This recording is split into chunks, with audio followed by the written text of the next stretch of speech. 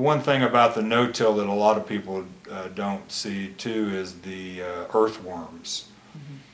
When you run a plow over your field, you kill almost all of your earthworms. You're putting a hard pan out there and you're limiting the amount of area that those earthworms can live in to a smaller, section of the soil. And so you kill most of them.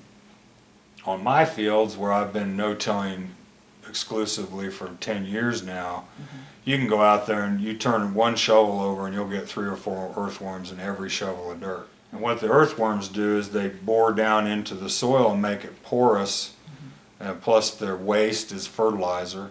They basically turn your field into a huge sponge.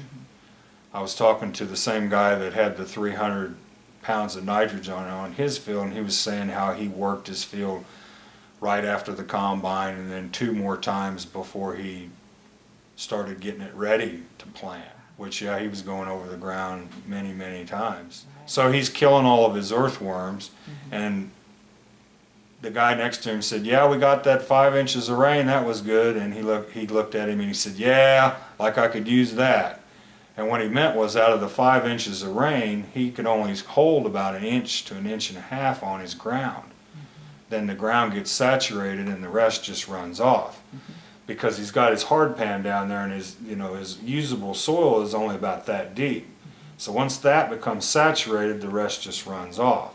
Whereas mine, I don't have a hard pan. I've eliminated my hard pan, and I have all my little holes, earthworm holes running down there. And so when I get a 5-inch rain, which in western Kansas, that's how it rains out here.